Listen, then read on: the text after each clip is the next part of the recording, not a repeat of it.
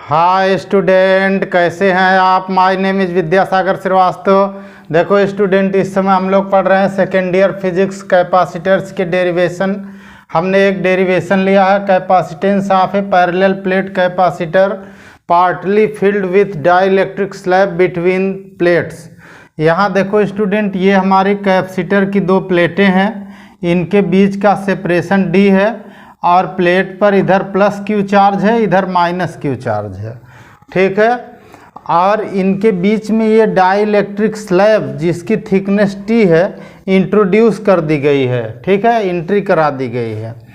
अब यहाँ देखो स्टूडेंट, इसकी थिकनेस टी है और पूरे प्लेट के बीच की डिस्टेंस डी है, तो जो एयर के लिए डिस्टेंस होगी इसके बीच में इधर एयर या वैक्यूम होगा, उसके लिए जो डिस्टेंस आएगी वो डी माइनस टी होगी, ठीक। और कैपेसिटर का बाहरी प्लेट जो होता है निगेटिव वाला, वो हमेशा अर्थ रहता है, तो ये हमने इसको अर्थ कर दिया है, ठीक है। तो let us consider charge on the plates of capacitor are plus Q and minus Q, वो इधर बने ही है डायग्राम में। Area of each plate capital A लेते हैं। Distance between plates of capacitor, वो डी यहाँ बना हुआ है। थिकनेस ऑफ डाइलेक्ट्रिक स्लैब हमने टी लिया है, वो टी यहाँ डायग्राम में है। डिस्टेंस फॉर एयर और वैक्यूम बिटवीन द प्लेट्स, ये हमारा हो जाएगा डी माइनस का टी हो जाएगा, ठीक। और dielectric constant of the slab, इसको हम लोग के लिखते हैं, ठीक है। इलेक्ट्रिक फील्ड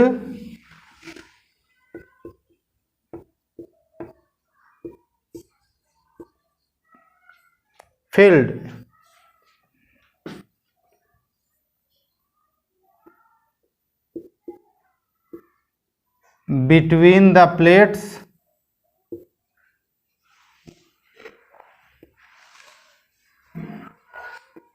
अब इसमें दो तरह की इलेक्ट्रिक फील्ड होगी स्टूडेंट, एक तो डाइलेक्ट्रिक कांस्टेंट की इलेक्ट्रिक फील्ड होगी और दूसरी इसमें जो एयर या वैक्यूम है उसकी इलेक्ट्रिक फील्ड होगी। तो हम लोग दोनों का लिखेंगे, ठीक। इन एयर और वैक्यूम,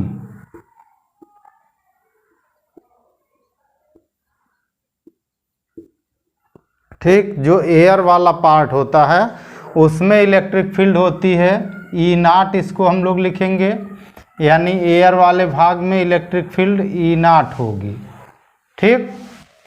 और इसकी वैल्यू होती है sigma upon epsilon naught. Sigma upon epsilon naught A को हम लोग लिख सकते हैं Q upon epsilon naught A. इन स्लैब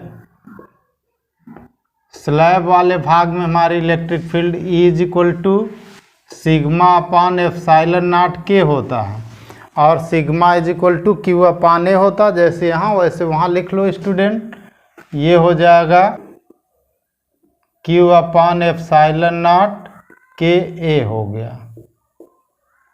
ठीक। Potential difference between the plates, potential difference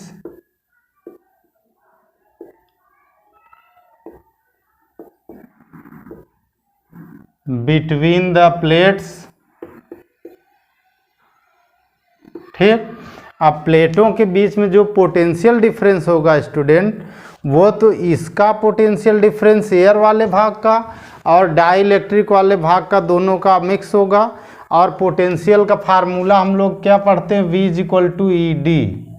क्या पढ़ते हैं, V is equal to E D, ठीक। इलेक्ट्रिक फील्ड इनटू डिस्टेंस, यही फार्मूला हम यहाँ लगाएंगे और पोटेंशियल हमारा निकल आएगा, ठीक। अब इसका हम यहाँ यूज करें स्टूडेंट, तो V इज इक्वल टू हमारा आया एयर वाले भाग के लिए ई नाट, ठीक। और इसके लिए डिस्टेंस कितनी है, डी माइनस टी है, तो ये हो गया D minus T plus dielectric वाले के लिए इलेक्ट्रिक फील्ड है ई और इसके लिए डिस्टेंस है टी। यहाँ का डिस्टेंस टी है क्योंकि इसकी थिकनेस टी दी हुई है। ये हमारा प्लेटों के बीच पोटेंशियल डिफरेंस हुआ। ई नाट और ई की वैल्यू पुट कर दो स्टूडेंट, तो ई नाट हमारा हो जाएगा Q upon epsilon naught A D minus T plus यहाँ का ई हो जाएगा हमारा क्यू अपान एप्साइलन नॉट के ए, ठीक, और ऊपर हो गया टी, इधर का टी आ गया, ठीक। इन सब में जो कॉमन है उसको कॉमन कर दो स्टूडेंट। तो कॉमन हमारा क्या है यहाँ पे, Q अपान एप्साइलन नॉट ए कॉमन है हमारा, ठीक। यहाँ पे बच जाएगा डी माइनस टी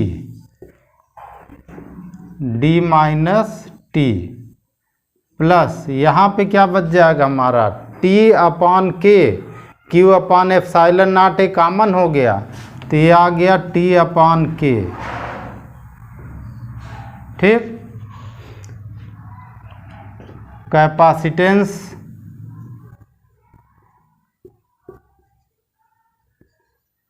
कैपेसिटेंस का फार्मूला क्या होता है student, C is equal to Q upon V होता है, ठीक। यहाँ देखो दिया है V, इसी को पुट कर दो तो ऊपर हो गया Q, ध्यान से देखिएगा, और जब डिवाइड करेंगे तो ये पूरा पार्ट नीचे आ जाएगा, तो Q तो हमारा नीचे आ गया, ब्रैकेट वाला हमारा आ गया D minus T plus T by के आ गया, और ऊपर चला गया Q के नीचे जो था डिवाइड वाला वो ऊपर चला जाएगा इंटू एप्साइलन नॉट ए आ जाएगा, Q से Q कैंसिल हो गया। C का फार्मूला हमारा हो गया student epsilon naught A upon D minus T plus T by K, ठीक है स्टूडेंट। ये हमारा डेरिवेशन यहाँ कंप्लीट हुआ। अगर एग्ज़ाम में तो ज़्यादातर यहीं तक पूछा जाता है, पर मोस्ट इम्पॉर्टेंट है ये इस चैप्टर का। तो ये डेरिवेशन यहाँ पे फार्मूला हमारा प्रूव्ड हो गया, ठीक है। यानी capacitance C is equal to formula है epsilon naught A upon D minus T plus T by K. ये सारे बोर्ड के लिए कंपलसरी क्वेश्चन है। ओके स्टूडेंट, देखो स्टूडेंट हमारा फार्मूला इस कैपेसिटर के लिए आया C is equal to epsilon naught A upon D minus T plus T upon K. अब इसमें कुछ स्पेशल केसेस हैं वो हम लोग यहाँ समझेंगे। If dielectric slab fills entire space between the plates, यानी पूरी प्लेटों के बीच डाइलेक्ट्रिक स्लैब भर दिया जाता है, इसका मतलब हुआ कि T is equal to D हो जाएगा। यहाँ पे क्या हो जाएगा T is equal to D, ठीक। T इज इक्वल टू यहाँ पे D रख दोगे स्टूडेंट तो हमारा C क्या आ जाएगा, then C is equal to, इधर से देखो क्या आ रहा है epsilon naught A upon D minus D plus D by K, ठीक। तो d माइनस डी जीरो हो गया, जहाँ t था वहाँ हमने d रख दिया तो d माइनस डी जीरो हो गया और k ऊपर चला जाएगा, यानी c का फार्मूला हो जाएगा एप्साइलन नॉट ए के बाई डी हो जाएगा। अगर डाइलेक्ट्रिक स्लैब कंप्लीटली फिल है इसके अंदर प्लेटों के बीच, तब c का हमारा फार्मूला होगा एप्साइलन नॉट ए के by D. For air capacitor, अगर हमारा कैपेसिटर एयर का हो गया तो इसका मतलब डाई इलेक्ट्रिक स्लैब उसमें नहीं है, तब हमारा T इज इक्वल टू हो जाएगा जीरो, ठीक। अब यहाँ हमारा जब T जीरो हो जाएगा इस फार्मूले में, तो हमारा ये C नॉट हो जाएगा student epsilon naught A upon D minus zero plus zero by के, जहाँ T था वहाँ जीरो रख दिया हमने। इससे देखो C नॉट का फार्मूला हो जाएगा, ये जीरो हो गया, ये जीरो हो गया, epsilon naught A by D, epsilon naught A by D. Air capacitor के लिए इसको C नॉट लेते हैं, ये आप पढ़े होंगे स्टूडेंट, ठीक, तब ये फार्मूला आ जाएगा, if a slab of metal K is equal to infinity of thickness T is filled between the plates, जिसकी थिकनेस टी है और प्लेटों के बीच ऐसे ही फिल कर दी गई, लेकिन ये मेटल हो गया। मेटल के लिए के कितना होता है, इन्फिनिटी, तब हमारा यहाँ सी आ जाएगा student, epsilon naught A upon D minus T और प्लस टी अपान इन्फिनिटी आ जाएगा। ठीक, के की वैल्यू इन्फिनिटी रख दिया हमने, और जहाँ पे infinity T upon infinity zero होता है, किसी के नीचे इन्फिनिटी अगर आ गया जैसे एक्स अपान इन्फिनिटी, ये वैल्यू जीरो होती है। ठीक है स्टूडेंट, ये वैल्यू हमारी जीरो होती है, तो इसको हम लोग जीरो रख लेंगे, ये आप नोट नहीं करेंगे यहाँ पर। ठीक है, यानी टी इन्फिनिटी हो गया, ये जीरो हो जाएगा, सी का फार्मूला हो जाएगा epsilon naught A upon D minus T होगा। ठीक,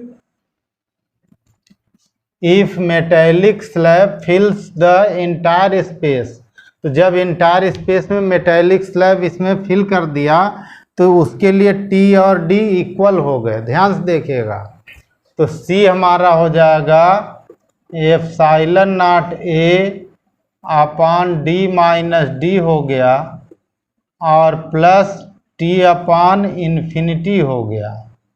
ध्यान से देखिएगा स्टूडेंट, तो d माइनस डी हो गया ना, t is equal to D हो गया फार्मूले में, तो d माइनस डी का होता है जीरो, d माइनस डी का होता है जीरो और t अपान इन्फिनिटी का होता है जीरो, और किसी के नीचे जब जीरो आता है तो वो होता है इन्फिनिटी, यानी c is equal to infinity हो जाएगा, यानी इसका कैपेसिटेंस इन्फिनिटी हो जाएगा। आगे और देखो स्टूडेंट, अगर कोई मेटल की फॉयल पतली सी आ जाती है, बहुत पतली, जिसके थिकनेस नियर अबाउट जीरो है, बहुत पतला है, तो उस समय हमारा कैपेसिटेंस अनअल्टर्ड रहेगा, यानी चेंज नहीं होगा। ठीक है, कोई चेंजिंग कैपेसिटेंस में नहीं होगी। ठीक है, 4 point, if slab of dielectric constant K1 K2 K3 and respective thickness T1 T2 T3 be placed in entire space between the plates, then तब हमारा जो आएगा student C is equal to, ऊपर हो जाएगा एप्सिलॉन नॉट ए, नीचे हो जाएगा हमारा D minus T1 plus T2 plus T3 and so on, plus हो जाएगा T1 upon K1 plus T2 upon K2 plus T3 upon K3 and so on. ठीक, अब इसके बाद देखो स्टूडेंट, यहाँ पे हमारे पास है क्या, एंटायर स्पेस में फिल है, तो ये दोनों इक्वल होंगे, but d is equal to T1 plus T2 plus T3, entire space में भरा है तो सबकी थिकनेस मिलाकर d हो जाएगी, यानी ये पार्ट हमारा d होगा, d माइनस डी का ये हो जाएगा zero, then c is equal to epsilon naught A upon T1 upon K1 plus T2 upon K2 plus T3 upon K3 and so on. ठीक है स्टूडेंट, ये फार्मूला कैपेसिटेंस का हो जाएगा। ओके स्टूडेंट, आप हमारा चैनल देखते रहिए, लाइक और सब्सक्राइब करते रहिए और अपना ज्ञान बढ़ाते रहिए। Good day students.